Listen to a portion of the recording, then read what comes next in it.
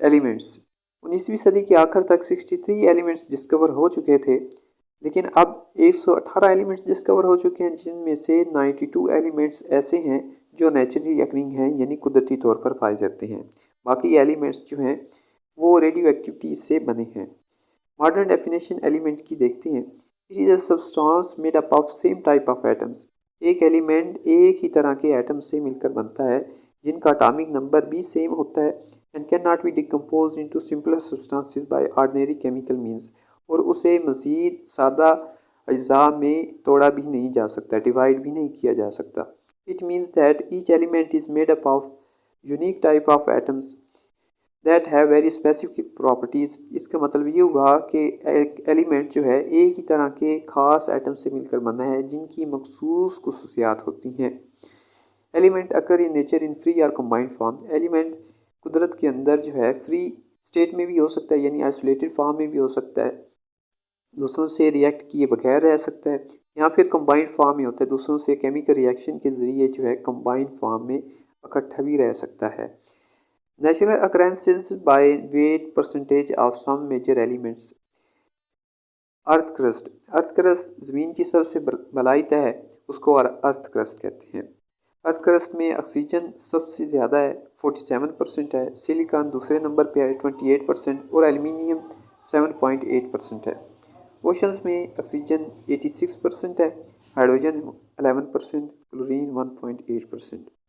Atmosphere में nitrogen पहले number पे है जो कि 78% है, ऑक्सीजन 21% है और आर्गन 0.9% है। एलिमेंट्स सॉलिड भी हो सकते हैं, लिक्विड भी, और गैसेस की स्टेट में भी हो सकते हैं। Majority of the elements exist as solids. ज़्यादातर जो एलिमेंट्स हैं वो सॉलिड्स हैं, जिस तरह sodium, copper, zinc, gold, silver, ये सारे एलिमेंट्स जो हैं ये सॉलिड फॉर्म में हैं। There are few elements which occur in liquid state. कुछ ही चंद एक हैं जो लिक्विड स्टेट में हैं, जैसा कि मरकरी और bromine. A few elements exist as gases, for example nitrogen, oxygen, chlorine and hydrogen. और कुछ ऐसे एलिमेंट्स हैं जो गैसी हालत में हैं, जिस तरह नाइट्रोजन, ऑक्सीजन, क्लोरीन और hydrogen. On the basis of their properties elements are divided into metals. अब एलिमेंट्स की इसमें भी क्लासिफिकेशन की गई है, जिस तरह पहले सॉलिड, लिक्विड, गैस की शक्ल में की गई थी, लेकिन आगे इसे मज़ीद जो है प्रॉपर्टीज़, यानी एलिमेंट्स में डिवाइड किया गया, नॉन मेटल्स में डिवाइड किया गया, नॉन मेटल्स में और मेटलाइट्स में। Major part of a living body is made up of water. हमारी बॉडी का ज़्यादातर हिस्सा पानी से बना है, जो कि 65 से 80% है बॉडी मास के लिहाज से। 6 elements constitute about 99% of our body mass. 92 naturally occurring compounds में से 16 यानी 16 एलिमेंट्स ऐसे हैं जिन्हें बायो एलिमेंट्स कहा जाता है। उनमें से 6 एलिमेंट्स ऐसे हैं जो हमारी बॉडी मास का 99% बनाते हैं, जिनमें ऑक्सीजन 65% है, कार्बन 18%, हाइड्रोजन 10%, नाइट्रोजन 3%, कैल्शियम और फास्फोरस 1.5% ईच। और बाकी एलिमेंट्स हमारी बॉडी मास का 1% बनाते हैं। Elements are represented by symbols. Elements को सिंबल्स के ज़रिए रिप्रेजेंट किया जाता है, नुमाइंदगी की जाती है। सिंबल्स क्या हैं? Which are the abbreviations for the name of elements. ये किसी भी एलिमेंट के नेम की एब्रीवेशन होती है, यानी मुख्तसर हालत होती है। A symbol is taken from the name of that element in English, Latin, Greek or German. Symbol किसी भी ज़ुबान से लिया जा सकता है, जिस तरह इंग्लिश लैंग्वेज से भी लिया जा सकता है, लातीनी ज़ुबान से लिया जा सकता है, ग्रीक यानी यूनानी ज़ुबान से भी लिया जा सकता है और जर्मन लैंग्वेज से भी लिया जा सकता है। If it is one letter, अगर कोई भी सिंबल है वो एक लेटर के ऊपर मुश्तमिल है तो वो लेटर कैपिटल होगा, बड़ा लिखेंगे। जिस तरह हाइड्रोजन के लिए एच, नाइट्रोजन के लिए एन और कार्बन के लिए सी कैपिटल इस्तेमाल करते हैं। अगर एक एलिमेंट की दो सिंबल्स हैं, दो लेटर्स पर मुश्तमिल है, तो उसके पहला लेटर जो है वो कैपिटल होगा और दूसरा कैपिटल नहीं होगा बल्कि स्मॉल लेटर होगा।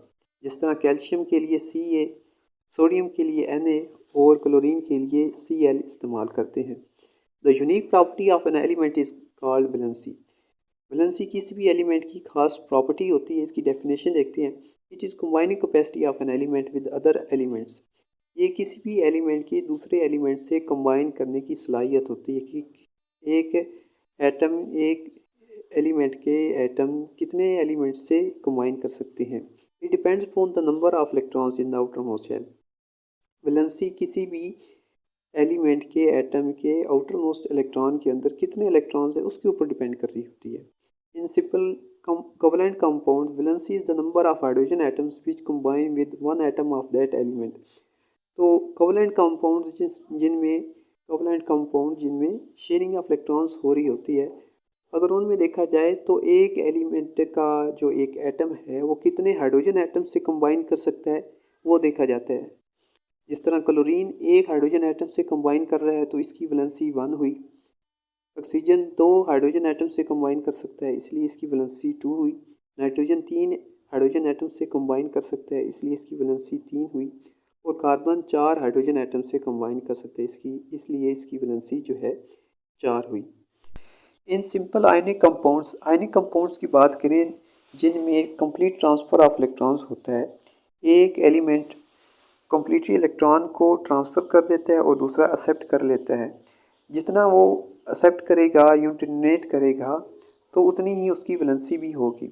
एलिमेंट्स ये इसलिए करते हैं ताकि वो अपना ऑक्टेट मुकम्मल कर लें। ऑक्टेट वैलेंस शेल के अंदर 8 इलेक्ट्रॉन को अटेन करने को कहते हैं। Elements having less than 4 electrons in their valence shell, अगर वैलेंस शेल के अंदर यानी सबसे आखिरी शेल के अंदर 4 से कम इलेक्ट्रॉन्स होंगे तो उस एलिमेंट की कोशिश होगी कि वो उन 3 को या 2 को या 1 को जो है वैलेंस शेल से निकाल दे ताकि उसका ऑक्टेट मुकम्मल हो जाए। मिसाल के तौर पर सोडियम के वैलेंस शेल के अंदर जो है 1 इलेक्ट्रॉन होता है इसलिए वो 1 को रिमूव कर देता है इसलिए उसकी वैलेंसी 1 हुई। मैग्नीशियम के वैलेंस शेल के अंदर 2 इलेक्ट्रॉन्स होते हैं, वो उन दोनों इलेक्ट्रॉन्स को लूज़ कर देता है इसलिए उसकी वैलेंसी 2 हुई।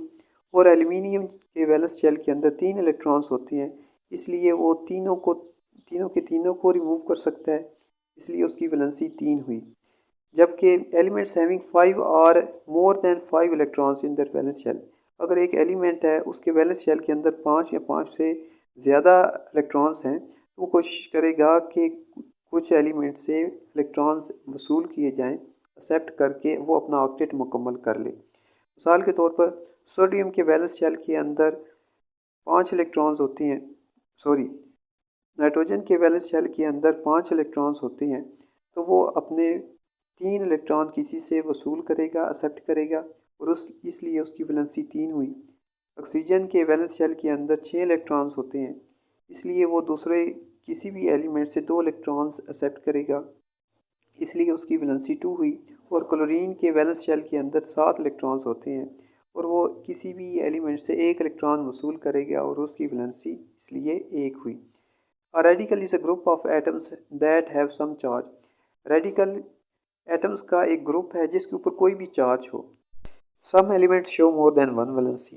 कुछ एलिमेंट्स की वैलेंसी एक से ज़ायद होती है जिस तरह हमने ऊपर देखा। ऐसी वैलेंसी को वेरिएबल वैलेंसी कहते हैं। For example in ferrous sulphate the valency of iron is 2। Ferrous sulphate में आयरन की वैलेंसी 2 है लेकिन फेरिक सल्फेट में आयरन की वैलेंसी 3 है।